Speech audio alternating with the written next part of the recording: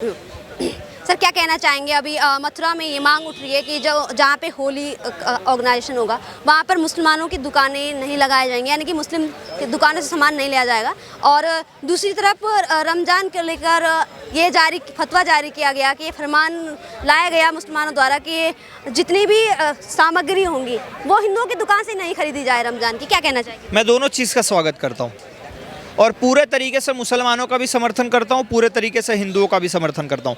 मैं चाहता हूँ कि भैया मुसलमान मुसलमान के साथ बिजनेस करे, मुसलमान मुसलमान के साथ ही रहे और हिंदू हिंदू के साथ बिजनेस करे, हिंदू हिंदू के साथ ही रहे। ये एक बार आपको खाली एक साल अगर ऐसा हो जाना, आप देख लोगे सारे मुसलमान या तो इस सिग्नल पर भीख मांगते हुए मिलेंगे या तो इस सिग्नल पर भीख मांगते हुए मिलेंगे, और या तो कुछ लोग बॉर्डर पार करके डंकी के रूप में भारत छोड़ के भाग चुके होंगे। हमें भैया भारत और मथुरा ही नहीं, पूरे भारत को मुसलमानों की कोई ज़रूरत नहीं है। मैं चाहता हूँ ये जो मथुरा वाले प्लान कर रहे हैं वो पूरे भारत में लागू हो जाना चाहिए। पूरे हिंदुओं को किसी भी जगह, चाहे वो दिल्ली हो, चाहे मुंबई हो, चाहे कर्नाटक हो, चाहे केरल हो, चाहे कोई भी राष्ट्र हो, चाहे कोई भी स्टेट हो, वहाँ से मुसलमानों को कोई भी सामान नहीं लेना चाहिए हिंदुओं को मुसलमानों से। सर अगर इसी तरह से मतलब विवाद उठते रहेंगे और इसी तरह से दोनों साइड से डिसीजन लिए जाएंगे, निर्णय लिए जाएंगे, तो इससे क्या प्रभाव पड़ेगा? फिर भारत धर्मनिरपेक्ष राष्ट्र होने का क्या वजूद है? अच्छा मैम, ये जो नफरत है वो किसने फैलाई है? सबसे पहले धर्म के नाम पे हमारे भारत से पाकिस्तान को अलग कर दिया। विपक्ष आरोप लगाता है कि भाजपा फैला रही है। अरे विपक्ष का तो काम ही है ना आरोप लगाना। सबसे पहले इस देश का बंटवारा किसके रूप में हुआ? धर्म के नाम पे हुआ।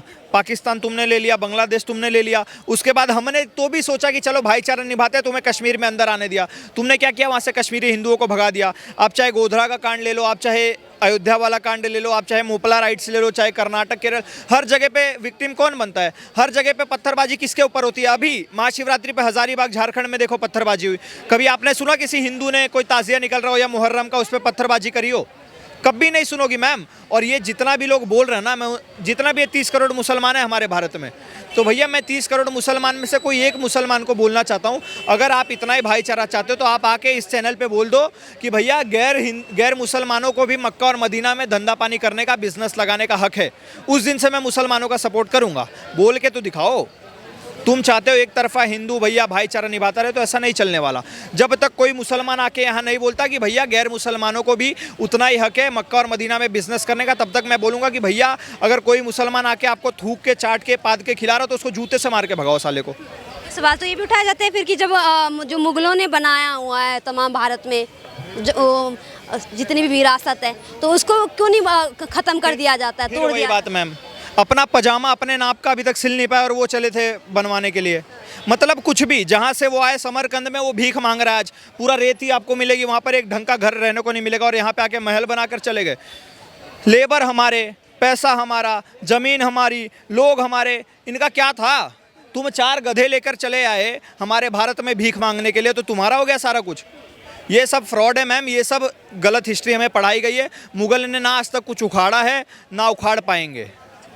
ऐसा क्या कहना चाहेंगे अभी जिस तरह से फरमान जारी किया गया कि अगर आप गैर मुस्लिम्स की दुकान से सामान नहीं खरीद सकते रमज़ान का, वहीं दूसरी ओर मथुरा में भी ये कहा गया कि जो होली की सामग्री होगी वो मुस्लिमों की दुकान से नहीं खरीदा जाएगा। क्या कहना चाहेंगे? सही है, बिल्कुल। दोनों जो मुस्लिम पक्ष से आया है ना, मैं कहता हूँ ये देर आए दुरुस्त आए। इन्होंने ऐसा फरमान देना चाहिए था जो मन में था ना इनके। पहले क्या होता था, दिखाते नहीं थे, अब दिखा दिया कि नफ़रत है। गैर जो मुस्लिम हैं उनके लिए, उनको काफिर का शब्द है उनके पास, उनसे नफ़रत है, उनसे घृणा है, उनको अपने बराबर नहीं मानते। ये स्पष्ट हो गया इससे।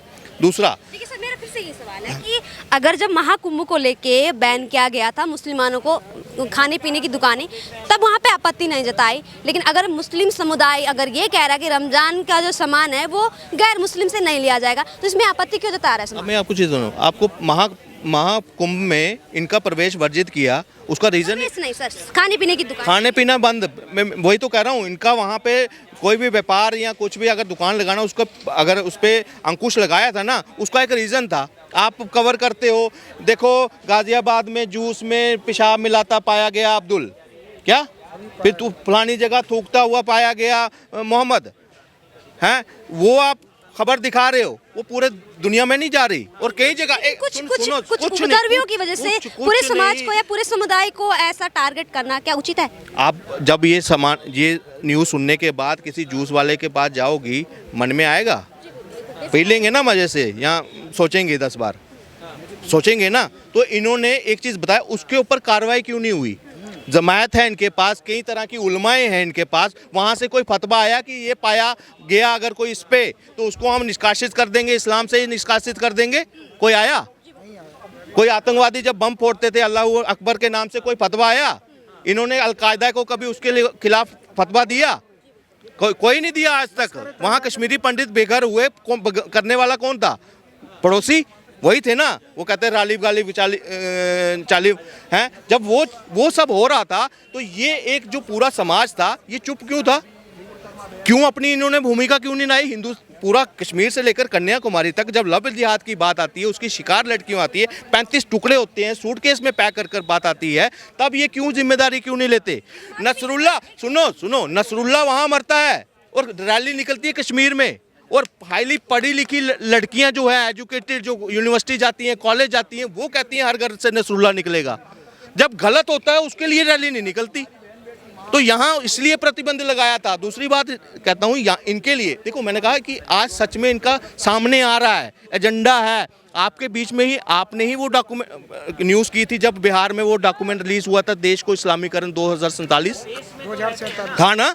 उसमें पूरे एक मॉड्यूल बनाया हुआ है, दलितों को टारगेट करो, उनको कन्वर्ट करो, उनकी बेटियों को भगाओ, सब कुछ करो। फिर हम हर एक वर्ग से, चाहे वो क्षत्रिय है, ब्राह्मण है, सबको कैसे उनको टैकल करना, सारा दिया गया। कोई उसके खिलाफ आया? SF student federation of India के नाम से, सिमी क्या नाम था, एक वो बैन हुई थी, उसके बाद एक और आई, उनका एजेंडा चल रहा है। यहाँ अजमेर में अभी 20 लाख रुपया किसका? ब्राह्मण लड़की का। दलित का कितना? 10 लाख रुपया। वैश्य का कितना? वैश्य समाज का अगर कोई गुप्ता है, महाजन है, अग्रवाल है, उनका 15 लाख रुपया। जब वो सामने आ रहा है, फिर भी अगर हम आंखें बंद करके बैठ जाएं तो हम बेवकूफ़ हैं ना। हम अपने परिवार की सुरक्षा के साथ खिलवाड़ कर रहे हैं। कल को स्कूल डालते हैं हम, तो अब सोचना पड़ता है कि भाई इस क्लास में कितने मुस्लिम बच्चे हैं। कल को कोई ग्रूमिंग गैंग होगा, वहाँ पे बच्ची को बहला फुसलाकर कहीं जिहाद में फंसा दे।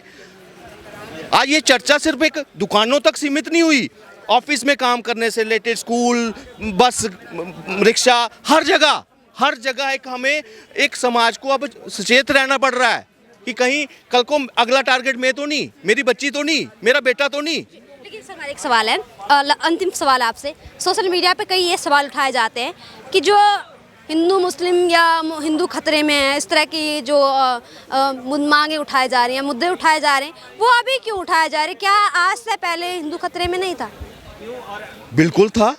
5 लाख बेघर कर दिए। उससे पहले हर साल दंगा, कई सीरीज में हत्याकांड है जो आपको पढ़ाया ही नहीं गया। मोपला से लेकर अभी तक, अगर 70-75 साल की अगर बात करूं, तब से लेकर अभी तक यूपीए काल में 3000 दंगे थे। यूपीए काल में 3000 दंगे। और ये तो बिल आ रहे थे, एक कौन सा कम्युनल वायलेंस बिल, कि कहीं पे भी दंगा होगा सिर्फ और मेजॉरिटी वाले उसको टारगेट किया जाएगा, हिंदुओं को टारगेट किया जाएगा। वक्फ बोर्ड ये दे दिया, पर्सनल लॉ बोर्ड ये दे दिया। फिर कहते हैं कि देश में समानता है। कहाँ समानता? आज अगर ये चर्चा हो रही है ना, इसको ये एंगल मत दो कि ये हिंदू मुस्लिम है। पहले सिर्फ मुस्लिम मुस्लिम मुस्लिम मुस्लिम हुआ करता था। आज हिंदू की एक प्रतिक्रिया है, आज उसकी एक सोचता है अपने परिवार की सुरक्षा के लिए, आज उसका दर्द है इसमें। अगर यहाँ पे बोलकर आपके कई हिंदू जो दर्शक हैं, अगर वो सुन रहे हैं, वो भी सोच रहे होंगे कि यार ये बंदा सही कह रहा है, कल को मेरी बेटी भी शिकार हो सकती है लव जिहाद के नाम पर। कल को मैं जो किसी को अगर किराएदार रखता हूँ, कल को वो कोई मेरे घर में ही कोई कांड कर गया, किसी का गला रेत दिया, यहाँ हो रहा है। एग्जाम्पल्स हैं, और एक नहीं, कंटिन्यू आ रही हैं। और दूसरा एक चीज़ बताओ, पूरे भारत में अभी तक कितनी देर मिलिटेंसी रही? कितनी देर मिलिटेंसी रही? वो मिलिटेंसी किसकी थी? यहाँ कोई भी आता है, वो सिख को तो माइंड वॉश नहीं करता, किसी जैन को माइंड वॉश तो, हिंदू को माइंड वॉश तो नहीं होता। मैक्सिमम टाइम जब भी कोई आतंकवादी कृत्य में एक ही धर्म का आदमी निकलता है। मैं कहता हूँ ठीक है, सारे एक जैसे नहीं होते, लेकिन जब अफजल गुरु का जनाजा या उसका बुरहान वानी का जनाजा निकलता है तो 3-4 हज़ार लोग जो हैं उसकी जनाजे में चलते हैं, ज़्यादा 30-40 हज़ार। फिर कैसे हम मान ले कि भाई सिर्फ वही था? वो जो 30,000 थे वो भी तो हमारे समाज में ही रह रहे हैं, हमारे बीच में रह रहे हैं। तो कैसे हम पहचानेंगे कि कौन सही है कौन गलत है? आपका क्या नाम है? भूदेव, कहाँ के रहने वाले हैं? उत्तर प्रदेश के। क्या कहना चाहेंगे सर, मथुरा में अभी जिस तरह से ये कहा गया कि मुसलमानों की दुकानों से या गैर हिंदू समुदाय की दुकानों से सामान नहीं लिया जाएगा, उस पर क्या कहना चाहेंगे? अभी आपको पता होना चाहिए कि अभी एक जिहादी फरीदाबाद से पकड़ा है, अभी 2 घंटा पहले पकड़ा है। उस पर 2 ग्रेनेड पकड़े गए और उसका उद्देश्य क्या था आपको पता होना चाहिए। उसने कहा कि मैं अयोध्या के मंदिर को उड़ाता। और खबर कहाँ से मिली आप? ये खबर जो है का टीवी में चल रही है इस समय, चैनल पे? हर चैनल पर चल रही है। ऐसा कोई चैनल नहीं जिस पर ये खबर नहीं चल रही हो कि अब्दुल नाम का एक आतंकवादी फरीदाबाद से पुलिस ने पकड़ा है संदिग्ध, और उस पर 2 ग्रेनेड उस पर पकड़े गए और उस पर एक पकड़ा गया, उसका जिहादी साहित्य पकड़ा गया है। उसने ये कहा अपने उसके मोबाइल से ये पता चलता है कि उसने कहा है कि मेरा जो उद्देश्य था वो राम मंदिर को उड़ाना था, और उसके बाद में जो और मंदिर हैं, काशी विश्वनाथ का मंदिर और भी बड़े बड़े मंदिर हैं भारत में, उनको सबको ही मुझे उड़ाना मेरा लक्ष्य था। ऐसे लोगों के लिए कभी भी फतवा नहीं जारी करेंगे ये। अब एक बार बताओ, बड़े फतवा बड़े जारी करते हैं, पर कभी जैसे मोहम्मद के लिए कभी फतवा जारी करा? आपको पता है जैसे मोहम्मद का मतलब क्या होता है? मोहम्मद की फौज, लश्कर तैयबा, अल्लाह की फौज। क्या अल्लाह के नाम से और मोहम्मद के नाम से तुम आतंकवादी वो चला रहे हो? क्या इस पर ऐसे फतवा क्यों नहीं निकाला? क्यों नहीं कश्मीर में जिन्होंने 5 लाख हिंदुओं को भगाया गया, उसी समय यदि ये रोक लगा दी जाती कि ये गैर इस्लामी है और हम इसकी कठोर शब्दों में निंदा करते हैं, तो आज ये दिक्कत नहीं होती। लोगों को पता नहीं है।